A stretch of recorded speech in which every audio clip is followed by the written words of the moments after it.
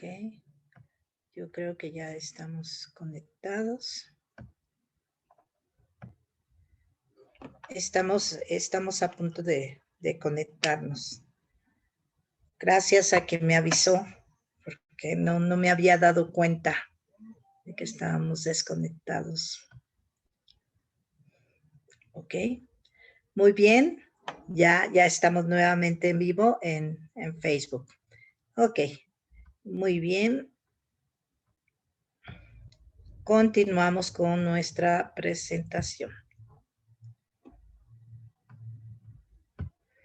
Muy bien, voy a volver a poner nuestra presentación por aquello de que no estaba conectada en el Facebook. Ok. Entonces, estamos hablando de el proceso penal, cómo era en el sistema tradicional y cómo es en el sistema de justicia penal acusatorio. En el sistema tradicional se daba por sentada la culpabilidad de las personas y en el sistema de justicia penal acusatorio todas las personas son inocentes hasta que se demuestre lo contrario. Es decir, prevalece el principio de inocencia y de hecho es una de las obligaciones de la autoridad preverlo. Por ello es que también ven que antiguamente en los programas enseñaban a los delincuentes y le llaman el Pancho y se llama Juan González Morales Pérez. Y actualmente no, actualmente ya les ponen un cintillo y el presunto, ¿no? Ya se hace latente hasta en los medios, en el manejo de las noticias, se maneja la presunción de inocencia. En el sistema tradicional las víctimas estaban desprotegidas, no recibían ninguna ayuda durante el proceso. En el sistema de justicia penal acusatorio, el Estado tiene la obligación de asignar a la víctima un asesor jurídico que la acompañe durante todo el proceso y es gratuito. En el sistema tradicional los procesos judiciales se realizaban a puerta cerrada. En el sistema de justicia penal acusatorio las audiencias son públicas. De hecho, yo puedo ir a una audiencia. Bueno, ahora con el COVID ya hay como más restricciones, pero nosotros podíamos acudir, ¿no? Y en muy pocas ocasiones en el sistema tradicional el juez presenciaba el juicio. Y precisamente yo les decía hace un rato que este es uno de los motivos que propiciaron la reforma al sistema de justicia penal acusatorio. Que el juez, que quien juzga, quien determina la responsabilidad, quien lleva el proceso, pueda estar ahí, pueda conocer a las partes, pueda ver cómo se comportan, pueda ver cómo hablan, cómo se expresan, ¿no? Fíjense que en una causa de violencia familiar, el señor decía, pues la señora esta, ¿no? Esta mujer, ¿no? Esta tipa, así se expresaba, ¿no? Y decía, ya cuando hablaba con, yo no soy violento, señoría, la verdad es que no lo soy, no lo soy. La conducta del probable responsable era evidente de una persona que tenía baja tolerancia a la frustración, era de una persona que ay, me está desconectando de el Facebook. A ver, voy a abrir otra, en otra máquina. Voy a abrir para ver si en la otra máquina tenemos la posibilidad de que ya no nos desconecte. Permítame un segundito, por favor. A ver. Así pasa con estas, con estas. Vamos a estar como con doble. Ahorita me desconecto de una. Nos conectamos en la otra. Mientras vayan por su cafecito.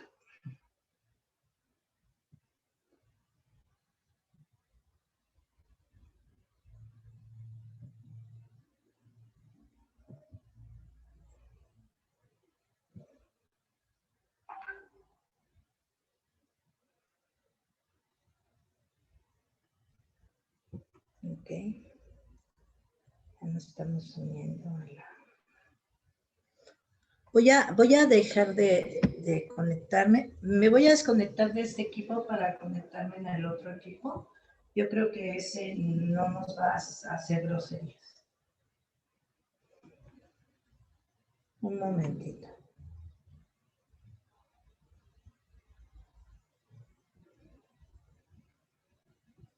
Recording in progress. Ay.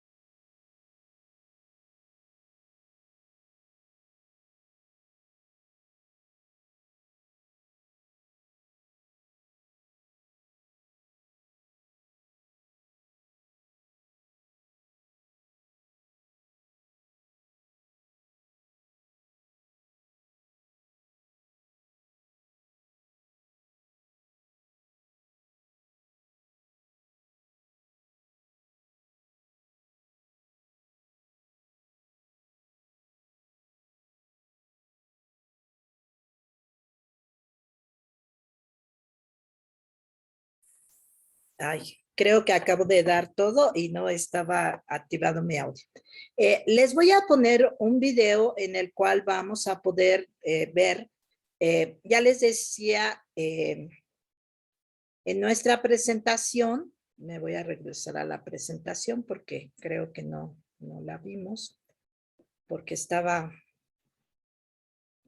muteada.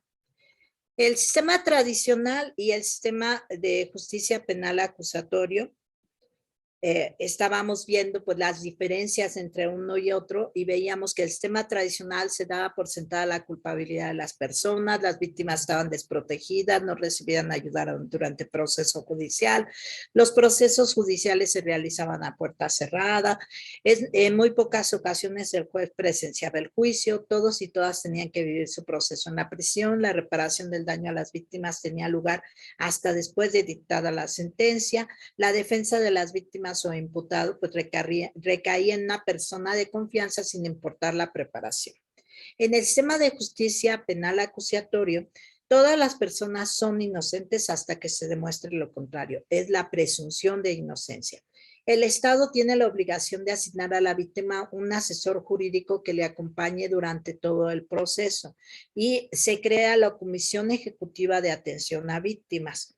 Esta comisión ejecutiva no solo va a dar, va a asignar un asesor jurídico, sino también se tiene que proporcionar otro tipo de apoyos, incluso algunos monetarios. En el caso del sistema de justicia penal acusatorio, las audiencias son públicas. El juez está obligado a presidir la totalidad de las audiencias. Se estudiará el entorno psicosocial de las personas imputadas de algún delito para determinar por el juez si ameritan prisión preventiva. Me acaban de decir que nos acabamos de salir de nuevo del Facebook Live. Ay, qué barbaridad.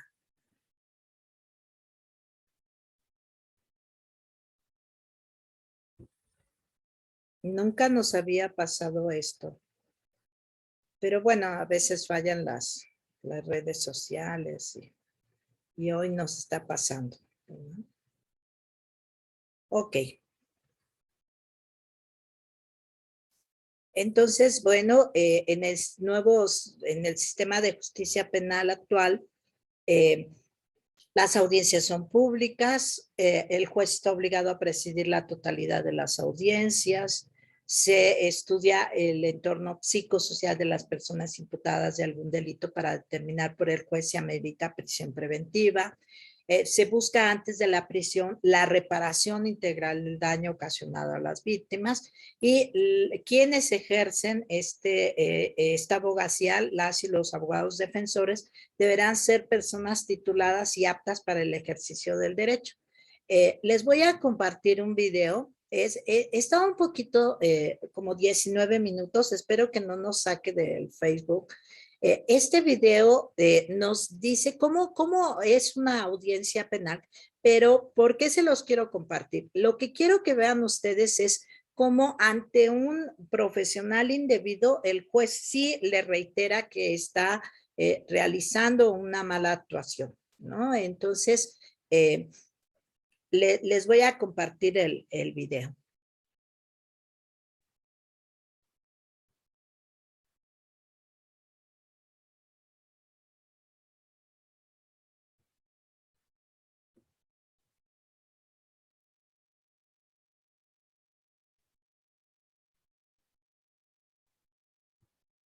El asunto es que es mi primera intervención y como se ha percatado, me acaba de perder el traslado de lo que tenía de la carpeta.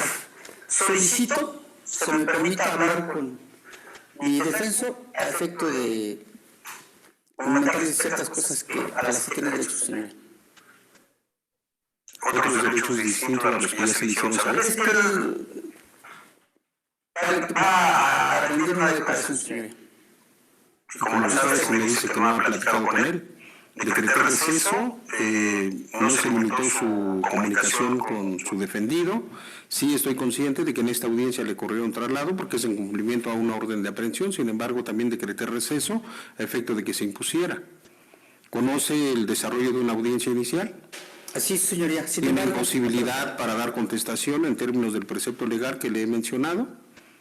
No advierto que se vulnere ningún derecho en relación a su representado. ok. Pues solamente en cuanto a mi petición, señoría, si tuviera bien indicarme qué es lo que usted resuelve para poder seguir con el uso de la voz, señoría. No le entiendo, licenciado. Si solicito a usted, atentamente, con fundamento en el artículo 19, 20 y 21 constitucional, se me permita entrevistarme con mi defensor de manera privada, señoría. Eso Bien, es voy a decretar un receso únicamente por el lapso de 3 minutos, tomando en consideración de que ya se ha retrasado el desarrollo de esta audiencia y que incluso el retraso se debe a que lo estuvieron localizando a efecto de que ingresara a esta sala de audiencias y poder iniciar la misma. ¿Alguna manifestación en relación a lo que dejo asentado? Ninguna, señora. Correcto, 3 minutos. Se decreta receso.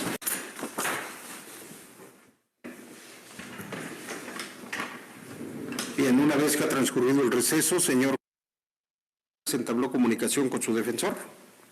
Sí, señora. Bien, para reanudar la audiencia, pregunto al defensor, ¿está en aptitud de continuar con el desarrollo de la misma? Sí, señoría. Bien, le había cedido el uso de la voz, especificándole para qué efectos. Lo escucho. Bien. Su señoría, quiero manifestarle que la Fiscalía, al escuchar sus argumentos, rompe con el principio de igualdad toda vez que lo que ellos refieren no es lo que verdaderamente sucedió. Déjeme interrumpirlo, por favor, licenciado, con todo respeto. Le cedí el uso de la voz para unos efectos concretos. ¿Sabe usted del desarrollo de una audiencia inicial o no lo sabe? Sí, señoría. Bien, le cedí el uso de la voz, incluso le cité un precepto legal para efecto de que hiciera uso de la voz en los términos establecidos para el desarrollo de una audiencia inicial. Sí. Lo escucho. Sí, señoría, no, le pido muy atentamente, ¿me pueda volver a repetir lo que perdón, es que me perdí. Si pudiera volver a hacerme el señalamiento, señora, por favor.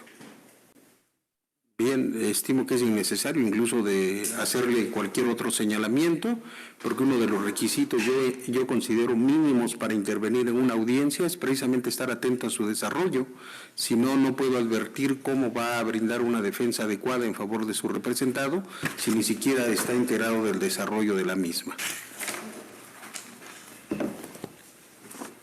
Ha sido formulada la imputación, usted es un órgano técnico, está versado en derecho, le indiqué cuál es el precepto legal, no pone atención, pero sin embargo se conoce del proceso penal acusatorio, haga uso de la voz en los términos que establece la legislación procesal para su intervención, una vez, repito, que ha sido formulada la imputación. Sí, su señoría. Quiero manifestar lo siguiente. En base a lo que establece el artículo 307 de su audiencia inicial, esta defensa considera que nos encontramos, de acuerdo al contenido de lo que señala el mismo artículo, se le ha dado el uso de la voz a la Fiscalía a efecto de que pudiera manifestar el motivo del por qué presenta a hoy mi defendido. Sin embargo, esta defensa quiere resaltar precisamente el tema de que, si bien es cierto lo que usted acaba de señalar, también lo es que el dicho artículo señala el control de legalidad de la detención correspondiente, que es el apartado que esta defensa quiere dilucidar ante su señoría. Por ese motivo es que yo no traigo ese momento para poder tomar en consideración y vertir lo que en derecho procede, su señoría.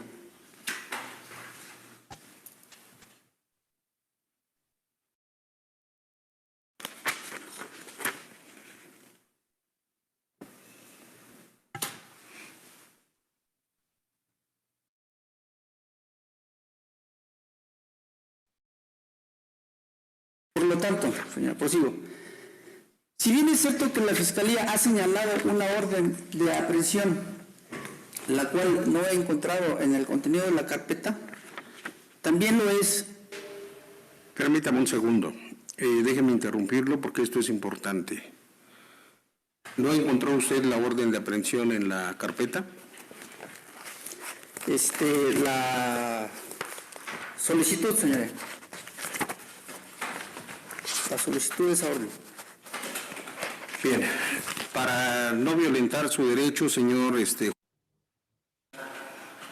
de estar debidamente impuesto de los antecedentes o conocer los antecedentes por conducto de su defensa, voy a decretar un receso para que su defensor haga el cotejo con la carpeta de investigación que tiene el órgano investigador y verifique si tiene la totalidad de las constancias de efecto de que puede intervenir válidamente.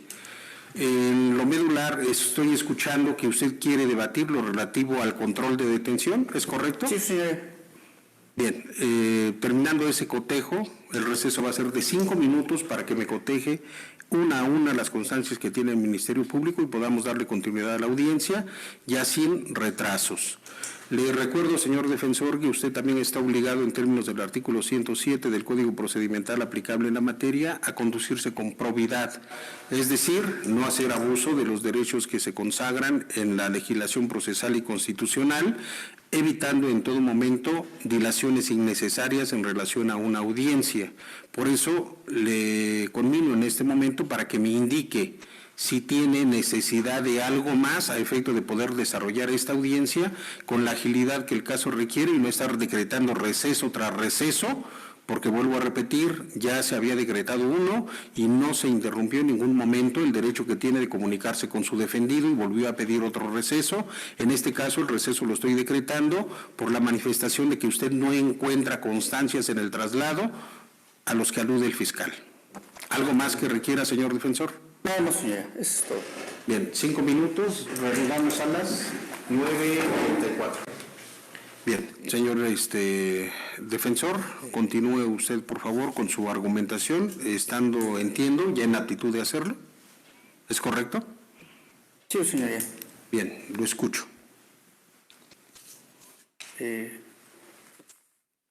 Esta defensa considera que la orden de aprehensión, señoría, fue girada sin el estricto apego a derecho del contenido de la misma, toda vez que los hechos sucedieron de una manera distinta a las que aparecen o quedan plasmadas en el cuerpo de la presente carpeta, señoría. ¿Es cuánto? No entiendo su argumento, señor. O sea, ¿qué es lo que quiere en relación al control de detención?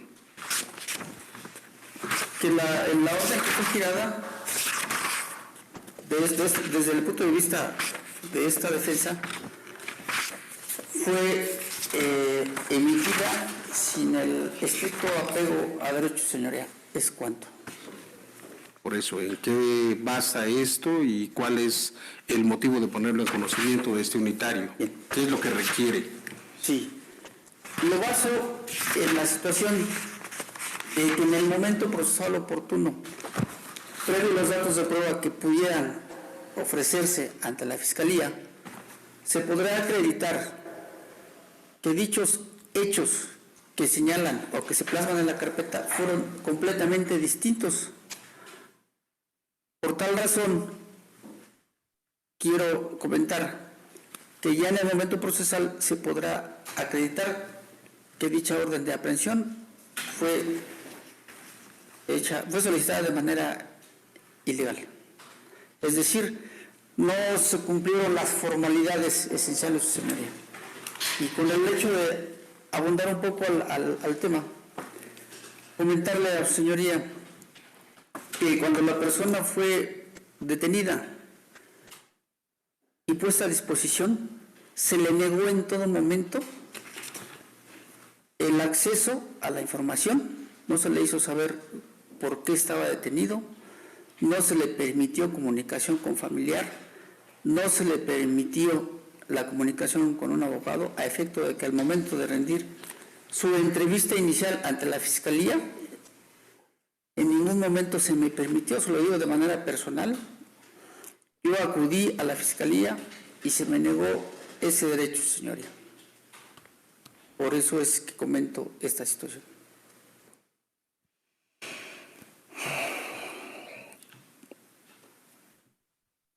¿Es cuánto, señor? ¿Es cuánto?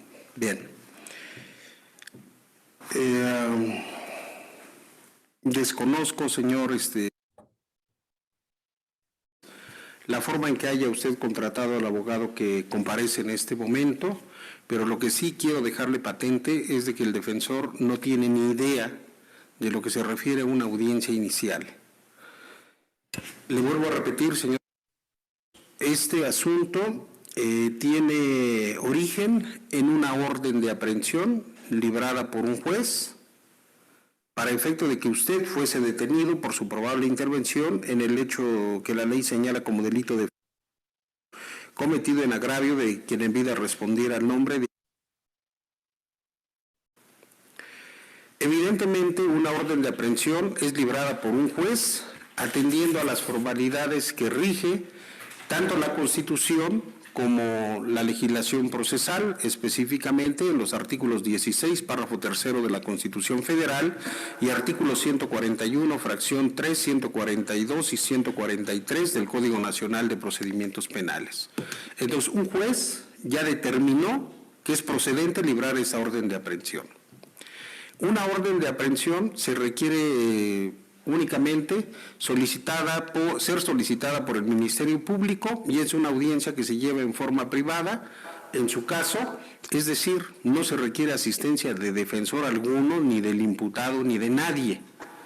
Si usted lo entiende de esa manera, entonces debe decirle que en relación al delito que es el que me ocupa en esta audiencia, yo no sé en qué momento usted estuvo detenido y se le haya hecho nugatorio algún derecho, salvo en el momento en que fue detenido en virtud de la orden de aprehensión librada por un juez que queda a cargo de los elementos de la Policía de Investigación encargados de cumplirla, y ellos lo único que tienen es el oficio donde un juez autoriza que a usted se le detenga y sea puesto en el interior del centro penitenciario para responder por los hechos que se le atribuyen. Nada más. Entonces, lo detienen y lo ingresan al centro penitenciario. ¿En qué momento, razonablemente, le van a recibir alguna declaración o van a llamar a su abogado? ¿En qué momento? Su defensa no tiene ni idea de lo que se refiere al proceso penal en relación al hecho que se le está atribuyendo en este momento. Por el delito de yo no tengo ninguna constancia y su defensa se dedica a hacer argumentos, en primer lugar, completamente desordenados y en segundo, carentes de cualquier sustento lógico porque no me invoca ningún dato o constancia que integre la carpeta de investigación a efecto de establecer lo que él está mencionando y que en ese caso yo pueda darle uso de la voz a la Fiscalía para que controvierta. Tengo la obligación de dirigir esta audiencia en forma ágil y lo único que está haciendo su defensa es retrasar el proceso. Indicó que quería verificar la legalidad de la detención. Si supiera de en qué consiste esa fase, sabría hacer argumentos atinentes a la misma, pero es evidente que lo desconoce. Y el hecho de que él venga a decirme que una orden de aprehensión fue librada sin cumplir con las formalidades esenciales, perdóneme, pero con todo respeto, yo no soy revisor de la decisión de un juez que libró una orden de aprehensión. Y si usted es un órgano técnico, debe de saber qué tipo de medio de impugnación debía de haber hecho valer en su oportunidad y evitar hacer dilaciones, insisto, innecesarias en el desarrollo de esta audiencia, porque todo lo que usted argumentó no le encuentro sentido. Y no le encuentro sentido porque la referencia a que no se le permitió comunicarse, que a usted no se le dio acceso, en relación a este delito, le vuelvo a repetir, era una orden de aprehensión, esta se mantiene en sigilo, se cumplimenta y se ingresa al imputado al centro penitenciario. ¿De dónde deviene la razonabilidad de los argumentos que usted hace? Durante el desarrollo de esta audiencia he podido ya constatar, y le había mencionado, que la defensa adecuada no implica solamente exhibir una cédula que lo acredite como licenciado en Derecho. Es uno de los requisitos, pero eso no basta. También se requiere estar impuesto de los antecedentes, y tal como ha quedado ya asentado en el desarrollo de esta audiencia, se han decretado 3 recesos a efecto de que su defensa se imponga del contenido de la carpeta de investigación en su integridad y pueda hacer argumentos válidos. La carpeta de investigación nunca ha sido utilizada por su defensa a efecto de decir lo que yo estoy mencionando está sustentado con las constancias tal o tal o tal que integran la carpeta de investigación, porque es sobre lo que se va a debatir. ¿Alguna otra consideración? Con todo respeto, aquí serían, utilizando un lenguaje coloquial, solamente chismes, si es que es el término válido.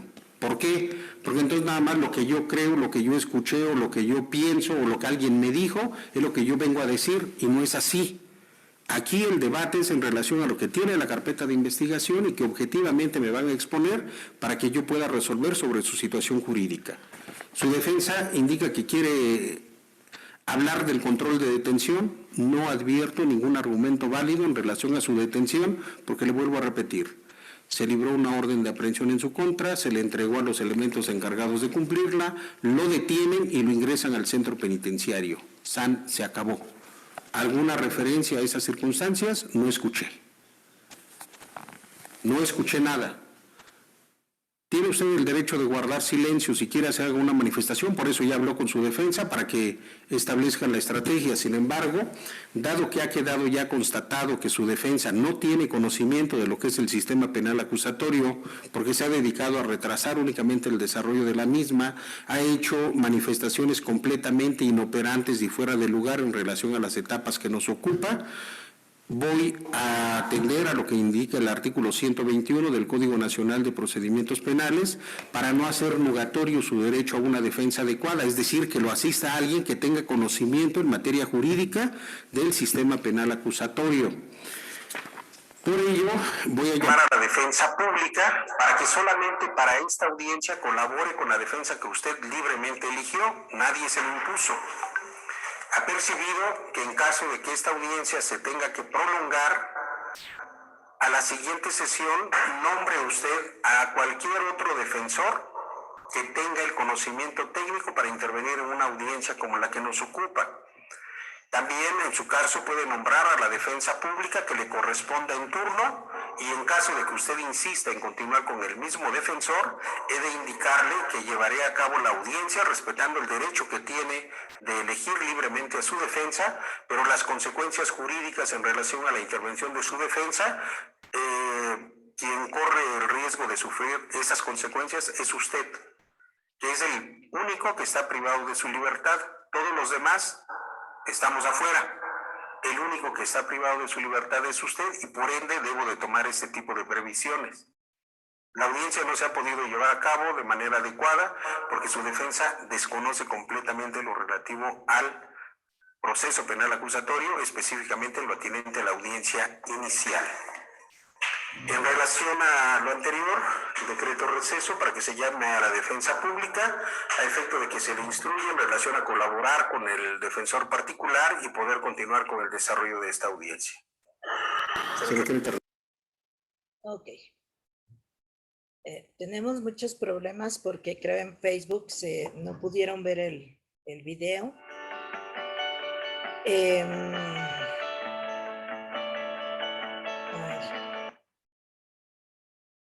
Y bueno, lo van a poder ver diferido, entonces no se preocupen.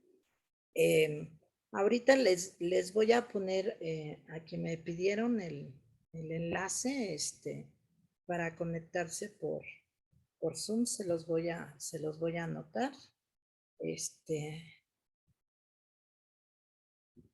Se me hace, ay, bien feo que nos esté haciendo esta grosería el Facebook. Déjenme subir en Facebook la dirección vamos a comentar. Ya acabo de subir en la página de Facebook cómo se pueden conectar directamente a la sesión por Zoom. Muy bien, como vimos, el juez tiene la facultad de incluso asignar el defensor de oficio para que pueda estar bien representada la persona que está en un proceso, en el nuevo proceso penal, ¿no? En este proceso penal acusatorio. Vamos a compartir la presentación que estábamos viendo. Y en este nuevo sistema de justicia, los abogadas y abogados defensores deberán ser personas tituladas y aptas para el ejercicio del derecho.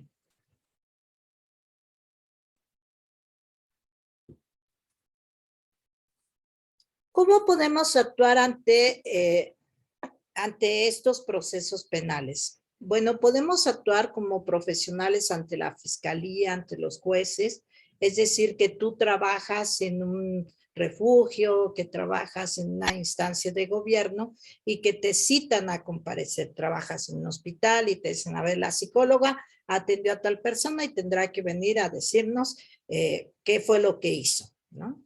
Y ahí hay que tener mucha precaución porque como servidoras, servidores públicos, a veces no tenemos la obligación de cumplir con todo lo que el juez pide. Por ejemplo, si trabajas en un CEPAVIGE y de pronto el juez te dice, dame una pericial en psicología y tú no tienes ni las pruebas ni los elementos para hacerlo, tú lo que tienes que responder, lo que se tiene que responder es, señoría, nosotros damos la terapia, somos psicólogas clínicas, pero no estamos en aptitud de poder hacer una pericial en psicología. Y sobre todo en el caso ni de adultos y mucho menos en menores, ¿no? Porque requiere de pruebas específicas y de expertise y de conocimientos específicos. Eso se le puede decir tanto a la fiscalía como a quien juzga. Eso es muy importante que ustedes como profesionales sí respondan. Y puede ser que les den una cita, les giren un oficio y digan, si no vienes te voy a multar con 35,000 pesos, 5,000, 10,000, 15,000. Entonces tú te vas a constituir y vas a decir, sí, soy la psicóloga clínica de Panchita Domínguez Pérez. Sin embargo, yo no puedo hacer una pericial porque no contamos con pruebas en nuestro espacio de salud y tampoco tenemos esa profesionalización. Esa profesionalización demanda de características específicas.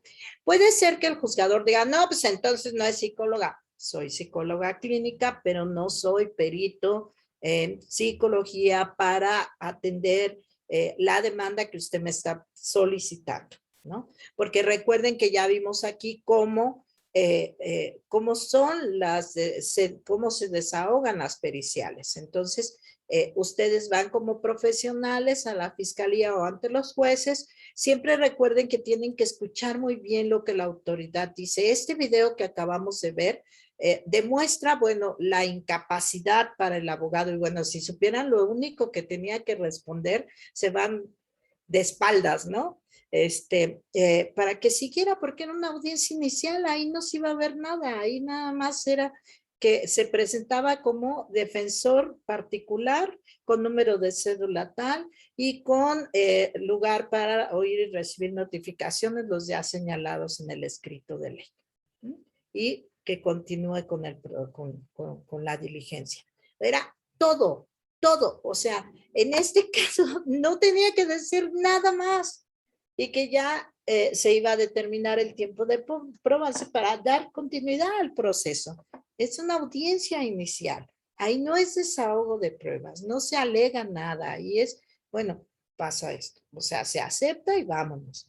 Si quería reducir el término, pues lo podría haber solicitado o ampliado, pero es una audiencia breve, directa, pero este señor ya estaba ya metiendo chisme y demás.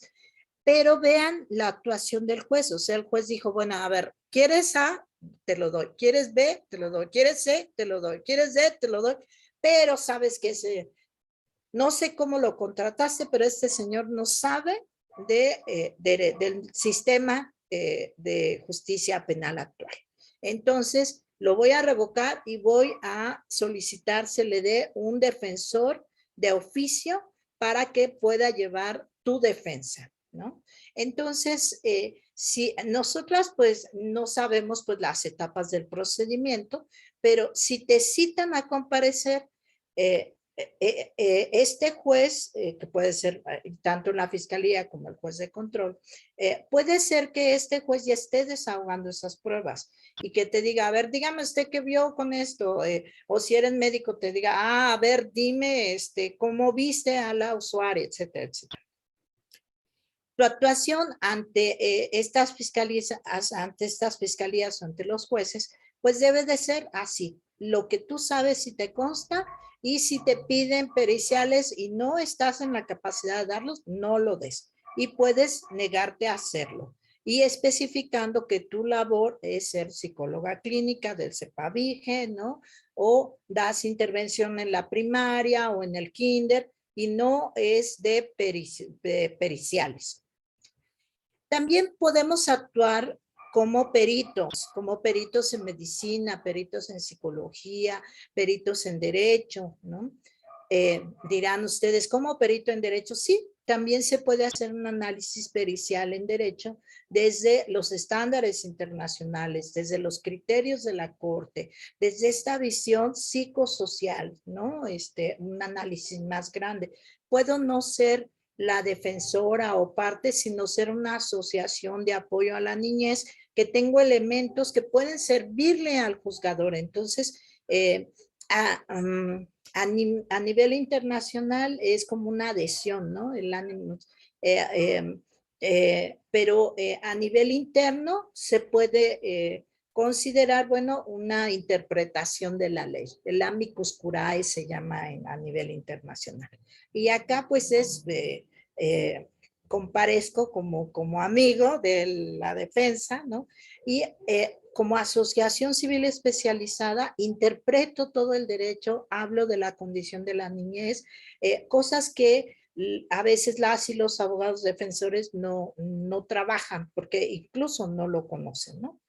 Pero ¿qué pasa cuando tú tienes que intervenir en un proceso como familiar de la víctima?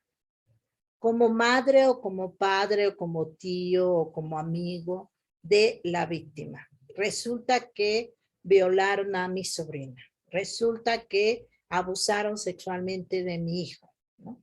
¿Qué pasa? ¿Cómo voy a actuar?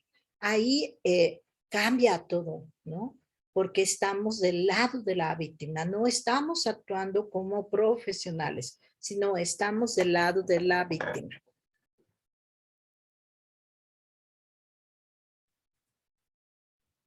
Entonces, bueno, cuando hablamos de niñez y acceso a la justicia, pues tenemos que puede ser la niñez como víctimas y la niñez como personas infractoras, ¿no?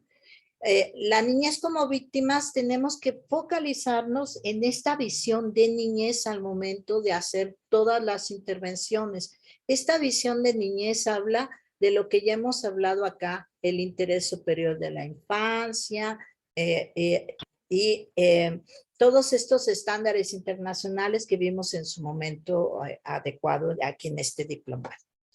Entonces, desde esta visión de niñez, ¿cómo voy a focalizarme en esta niñez? ¿Qué es lo que está sucediendo con este niño, con esta niña? Asimismo, tener mucha precaución en cuanto a que también se cuenta con los derechos de las víctimas y tenemos una ley general de víctimas, tenemos leyes locales de víctimas, tenemos un artículo con, bueno, toda la parte de víctimas de la Constitución, ¿no?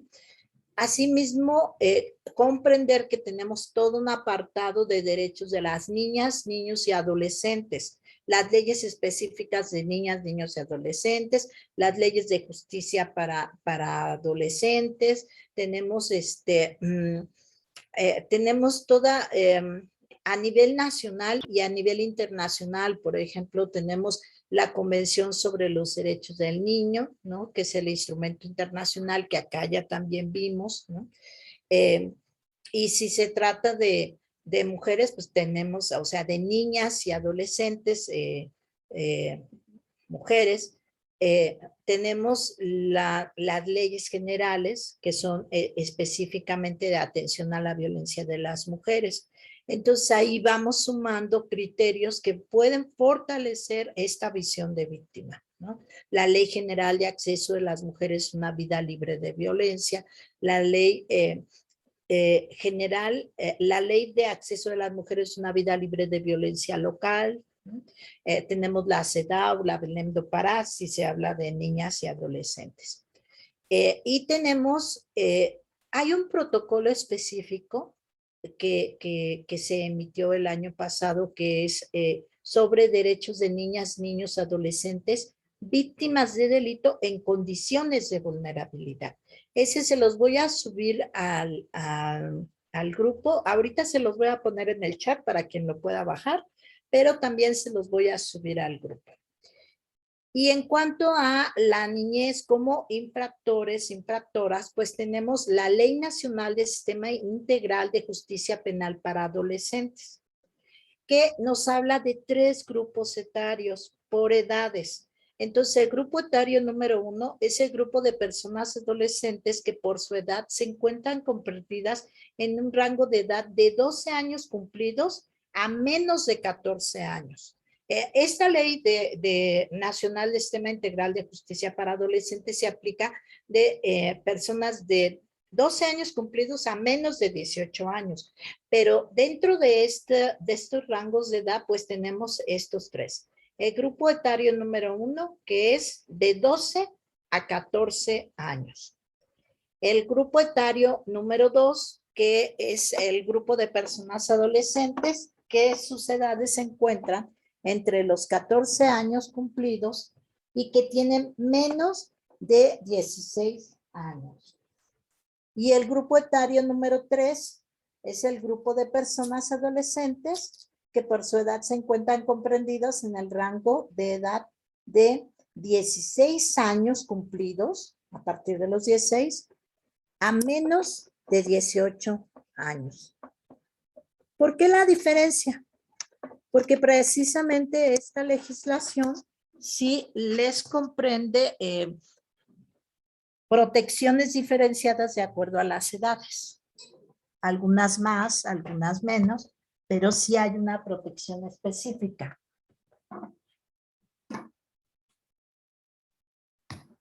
De acuerdo a los grupos etarios. Asimismo, las niñas y niños, en términos de la ley general, a quienes se les atribuye a la comisión de un hecho que la ley señale como delito, estarán exentos de responsabilidad penal. Esto ya lo habíamos visto en otra clase, sin embargo, aquí es prudente señalarlo. Sin perjuicio de las responsabilidades civiles a las que haya lugar. En caso de que una autoridad advierta que los derechos de estas niñas y niños están siendo amenazados o violados, deben dar aviso a la Procuraduría de Protección competente. ¿Qué edades son? Bueno, de manera excluyente, pues podríamos decir son menores de 12 años. Sí, realizaron la conducta que está considerada delito, pero no es punible aún. Solo es punible a partir de los 12 años. ¿Cómo podemos hablar del acceso a la justicia de niñas, niños y adolescentes? Bueno, la Suprema Corte de Justicia publicó el protocolo de actuación para quienes imparten justicia en casos que involucren niñas, niños y adolescentes. Y aquí les puse, bueno, el temario de este protocolo. Ese también se los voy a compartir ahorita en el chat para que lo baje quien pueda, y también se los voy a compartir en la página de Facebook que tenemos del diplomado. Este protocolo eso es un instrumento que nos ayuda muchísimo, porque aparte de tener toda la parte teórica, también nos dice qué deben de hacer quienes imparten justicia para estas niñas, niños y adolescentes. Y fíjense que aplica en materia penal, en materia familiar, entonces es un documento obligado para todas las ramas del derecho y también para todas las profesiones. Para quienes estamos en este diplomado es un documento obligado, porque nos va a permitir señalar a quien está impartiendo justicia qué tiene que hacer para los casos en que se involucre esta niñez. Entonces, el capítulo 1 nos habla sobre el protocolo, cuáles son las razones, la finalidad, cuál es su marco jurídico, las características de la infancia y de la adolescencia que impactan en la labor judicial. No es lo mismo juzgar en procesos en los que se involucran mujeres, no es lo mismo juzgar en procesos en los que se involucran hombres o adultos mayores o personas que pertenecen a una etnia, ¿no? Entonces, por ello es que la Suprema Corte de Justicia de la Nación pues ha emitido estos protocolos de actuación que son de carácter obligatorio para quienes juzgan y tienen estos casos que involucran a estos grupos. Tenemos el protocolo para juzgar con perspectiva de género, ¿no? Que también nos sirve si estamos hablando de niñas. Entonces ahí tendrían que aplicarse los dos protocolos, el protocolo para juzgar con perspectiva de género y el protocolo para quienes imparten justicia en casos que involucran niñas, niños y adolescentes. El capítulo 2 del protocolo nos habla de los principios y obligaciones generales. ¿De qué? Para juzgar en casos que involucren niñas, niños y adolescentes. Ese capítulo es muy importante porque nos da la carnita para decirle a los jueces, te toca hacer esto, ¿desde dónde lo tienes que trabajar? El capítulo 3 habla de las reglas y consideraciones generales para las y los juzgadores. El capítulo 4 son las consideraciones específicas para adolescentes en conflicto con la ley. Hay un capítulo específico de la lámina que yo les señalaba anteriormente, donde les hacía la diferencia como víctimas, como transgresores de la ley. Después el capítulo número 5, consideraciones específicas en materia penal. El capítulo número 6, consideraciones específicas en materia familiar. Y tenemos el capítulo número 7, expectativas de la aplicación del protocolo,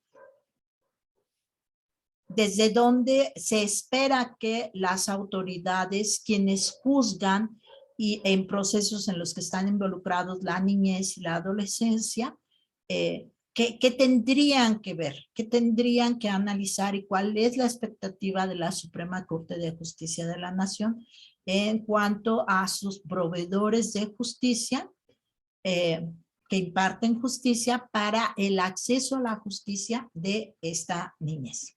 Y bueno, también tiene una fuente bibliográfica bastante interesante, ¿no? Entonces, bueno, vamos a analizar lo que resta de esta sesión, la primera parte del protocolo, pero también para las siguientes vamos a analizar qué es lo que dice en cuanto a materia familiar, en materia penal. No me voy a meter tanto en justicia de adolescentes porque considero que sí, pues tiene otros tintes, ¿no? Entonces, en ese sentido, pues sí, necesitaríamos como, es otras medidas, pues, ¿no? Entonces, sí necesitamos como saber qué dice ese protocolo, ¿no? ¿Qué es lo que, de qué nos habla este protocolo? Entonces, bueno, voy a dejarles aquí el contenido del protocolo. Yo espero creo que ya de nuevo nos sacó del Facebook. A ver, déjenme volver a conectarnos en Facebook. A ver si. No sé qué está pasando con el Facebook, pero el día de hoy sí nos sacó a cada rato, cada 3 minutos sacaba. Entonces déjenme conectar y volverles a poner la liga para que se conecten vía Zoom.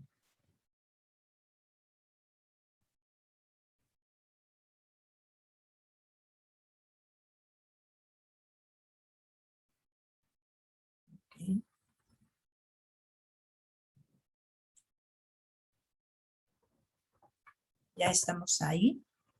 Déjenme ponerles aquí la liga para que se puedan conectar.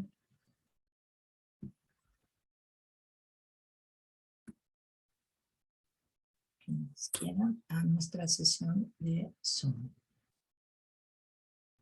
Muy bien. Veíamos que el protocolo tiene toda una primera parte en la cual nos habla de, déjenme volverles a poner nos habla de las razones, la finalidad, el marco jurídico, las características de la infancia y de la adolescencia que impactan en la labor judicial y nos habla de los conceptos. Entonces déjenme abrir el documento porque ya se me cerró esto. Qué barbaridad, ahora sí está bien accidentada nuestra sesión.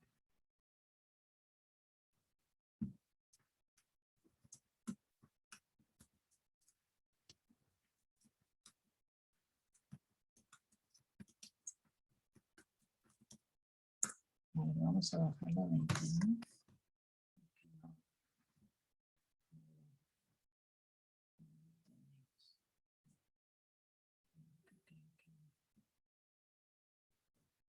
Muy bien. Pues vamos a aventarnos un Dalaimon porque de plano esto está muy complicado. Protocolo para la actuación para quienes imparten justicia en casos que involucren niñas, niños y adolescentes. Ya les decía yo que es un instrumento que la Suprema Corte de Justicia de la Nación publica. En un momento lo publica y después hace la actualización del mismo. Este documento, este protocolo es de carácter obligatorio para quienes juzgan, para quienes llevan procesos que tienen que ver donde estén involucrados niñas, niños y adolescentes.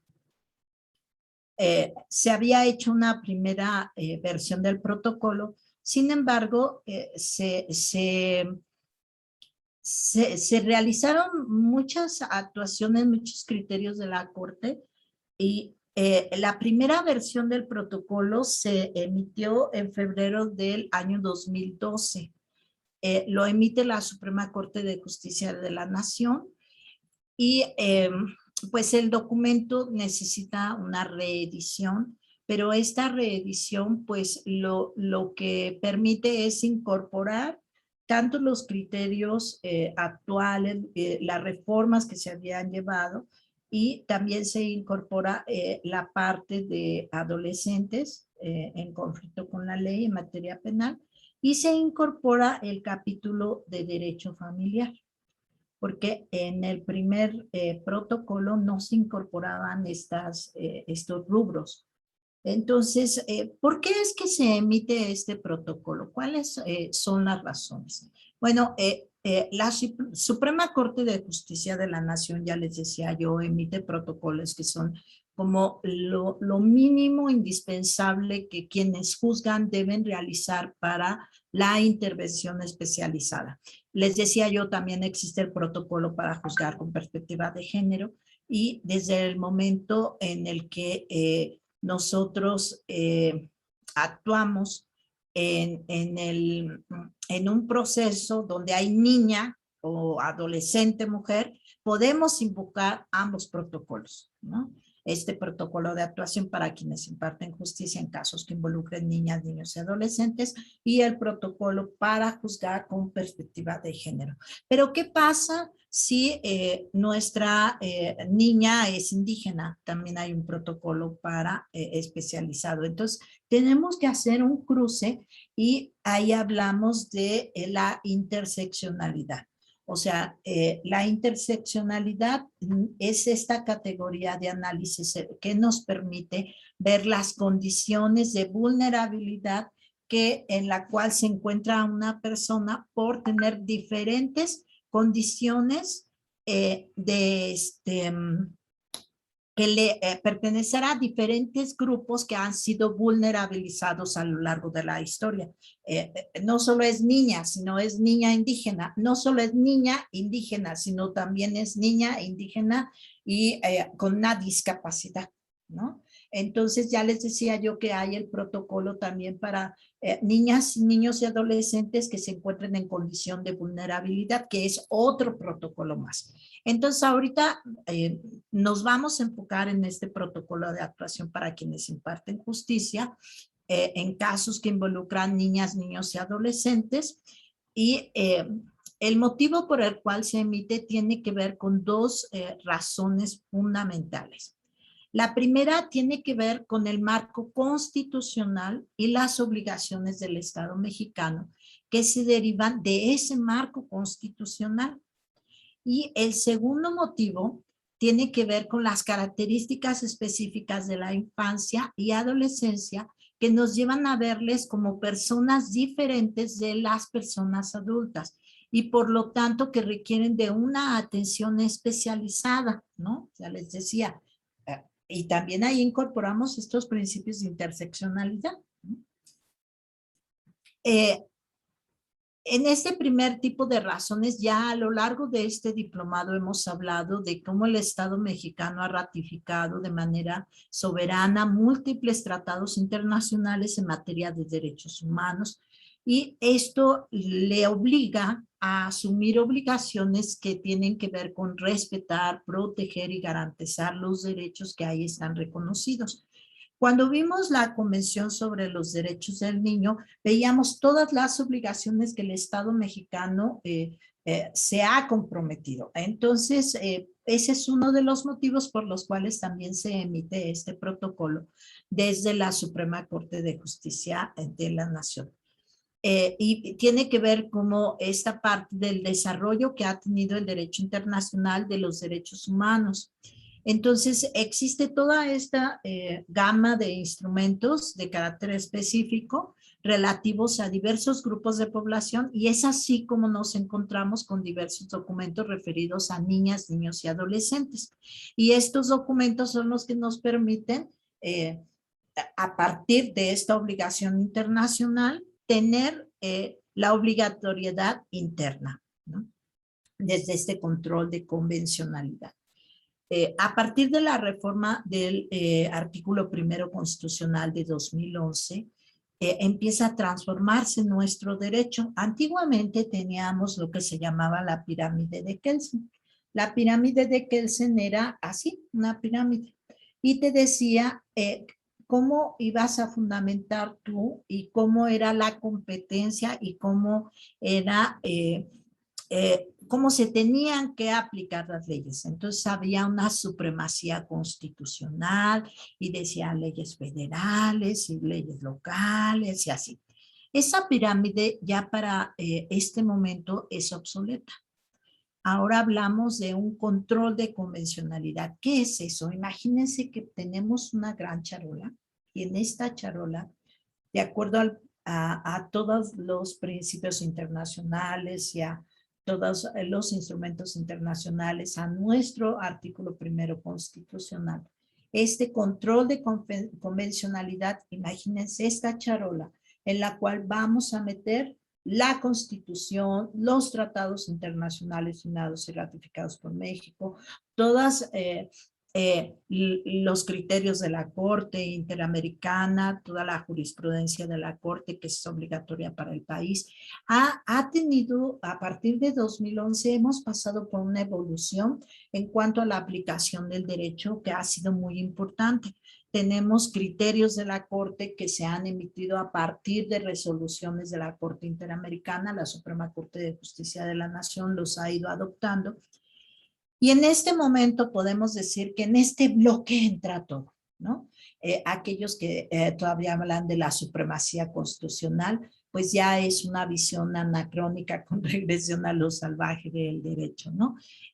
Justo este año tenemos una reforma una reforma importante en cuanto a jurisprudencia, tenemos una reforma muy importante en cuanto a los criterios, ya son obligatorios estos criterios jurisprudenciales para todos los órganos de justicia. Es muy especializado, pero lo que yo quiero que quede como muy claro es de que ya en esta charola entra todo, ya no estamos hablando de una pirámide, estamos hablando de este control y todo lo que cabe aquí y que beneficia a la persona, lo vamos a utilizar.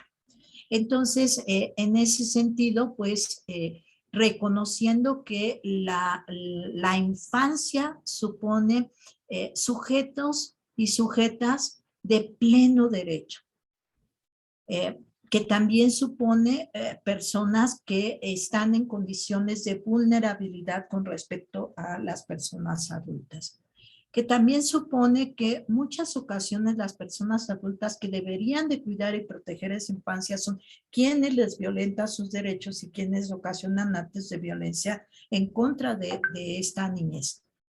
Entonces, existe pues un catálogo mínimo amplio de derechos, ¿no?, que se deben de cumplir para esta infancia. Entonces, este protocolo pues nos dice claramente cuáles son las obligaciones que el Estado en cuanto al acceso a la justicia debe de cumplir y que tiene estas obligaciones frente a estas niñas, niños y adolescentes.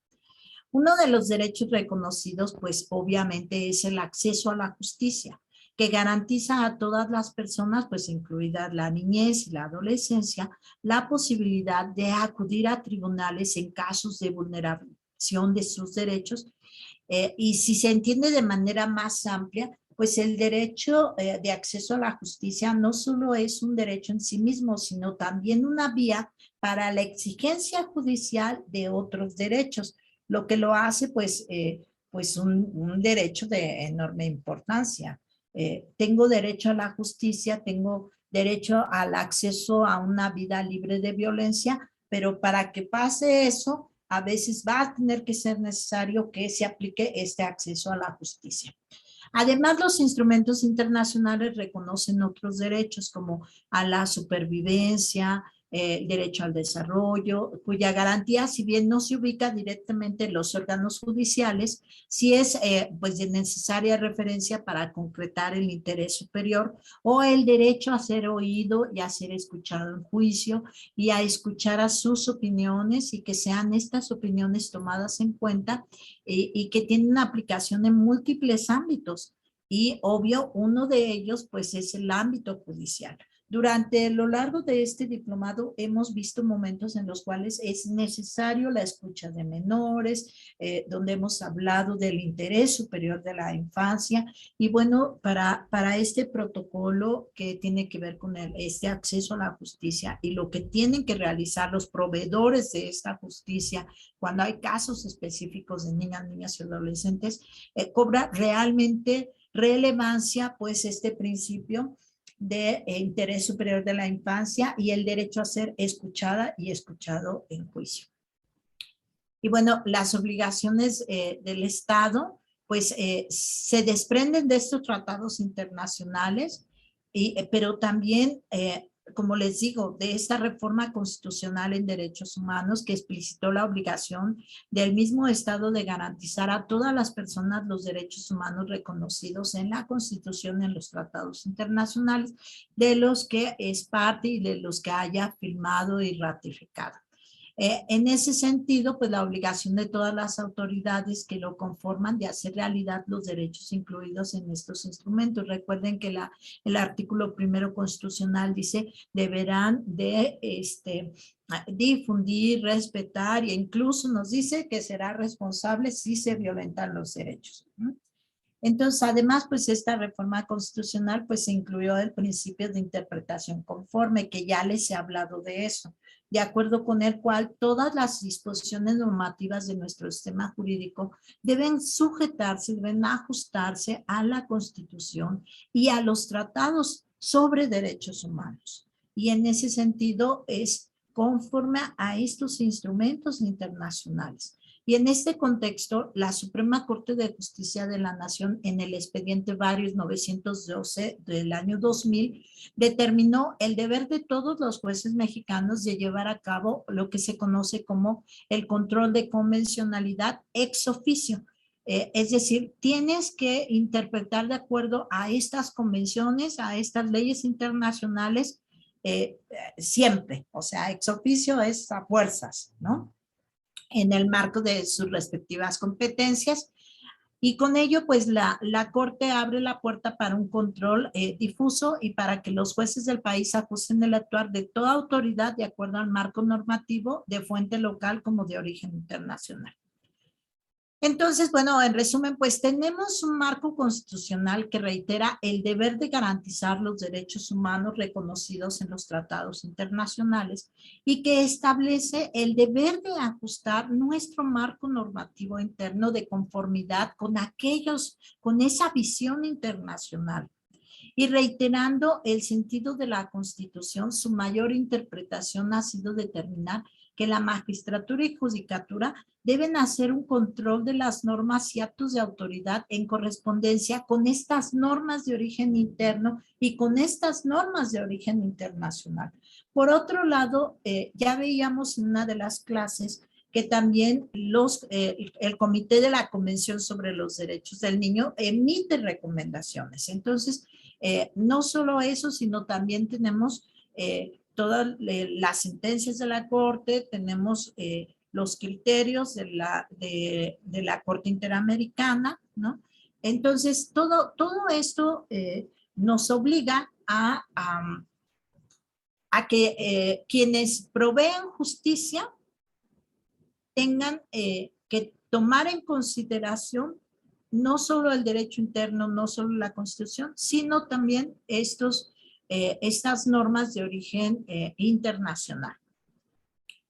Y esto, bueno, significa que en el caso de los derechos de la infancia, estas autoridades deberán garantizar, entre otros, el derecho de acceso a la justicia, destacando pues este derecho en particular por la responsabilidad que tiene el Poder Judicial de la Federación y los poderes judiciales locales en su vigencia, y esto no puede lograrse únicamente con la garantía formal, es decir, con que niñas, niños o adolescentes puedan acudir a juzgados o tribunales. Requiere de una garantía efectiva que involucra una serie de consideraciones y adecuaciones procesales que permitan el ejercicio pleno del acceso a la justicia. Y esto nos lleva al segundo tipo de razones que están detrás de este protocolo, a cuales pues nos referimos a las que se desprenden de ver a la infancia como un grupo diferente a los adultos. Esta visión de infancia que desde el primer día que empezamos este diplomado les he estado reiterando, es mirar con otros ojos, así como cuando hablamos de mujeres, mirar, ponte los ojos de género, acá invitamos a ponernos los ojos de infancia. En la actualidad, niñas, niños y adolescentes participan en múltiples espacios, pues siguiendo los procedimientos, formas y mecanismos que se aplican para adultos, a personas adultas, como si se tratara de personas idénticas. Y el ámbito judicial es uno de esos lugares que tiene que tratar diferente, que sí tenía la obligación de hacer distingos ante estos grupos. Nos falta mucho, pues, pero ahí vamos. Y desde esta perspectiva de las características específicas de la infancia en relación a su desarrollo cognitivo, emocional y moral, no puede darse el mismo trato como se está haciendo a nivel internacional.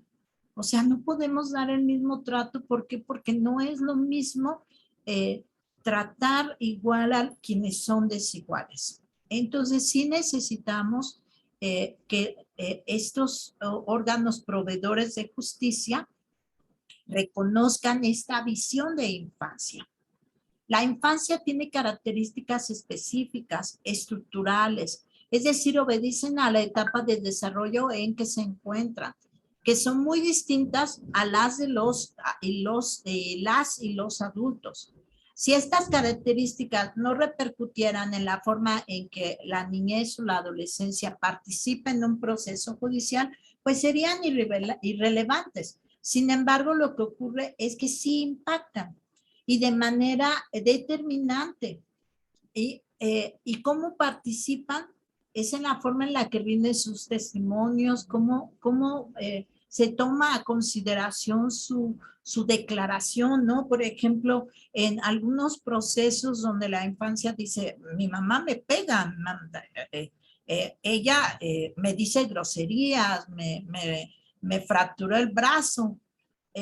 Muchos proveedores de justicia decían, está alienado el niño, ¿no? Cuando ya el término de alienación parental ya se rebasó, ya la corte dijo, a ver, es violencia, sí es manipulación, sí es violencia, pero si hablamos de alienación parental, con esta visión de Gardner, es violatorio de derechos y no es un síndrome. Entonces, ¿cómo estamos escuchando a la infancia? Entonces, no considerar estas características y no hacer los ajustes que correspondan en virtud de ellas, no solo impide que la participación de la infancia sea idónea, sino que además genera una victimización secundaria a la sufrida y por la cual se encuentra en el juzgado. Además, la participación no adecuada de una persona menor de edad no aporta los mismos elementos ni informaciones al juzgador que cuando ésta sí tiene las condiciones y el proceso se ajusta a una visión de infancia. Compañeras, compañeros, ya se nos acabó el tiempo. Dejaré la clase aquí y la siguiente semana nos vemos para ver ya un resumen del protocolo. ¿Cómo lo tienen ustedes que exigir la aplicación allá afuera? Y nos vemos la siguiente semana. Para mucha gente que nos ha preguntado si efectivamente la tercera semana de octubre es la última semana que tienen para pagar su constancia del diplomado. Y una vez que paguen, nos envían el recibo al correo, al WhatsApp y su correo también. Ya estamos casi en la recta final de nuestro diplomado. Les deseo que tengan muy bonito fin de semana, excelente noche y también excelente semana. Nos vemos el próximo jueves. Que estén muy bien.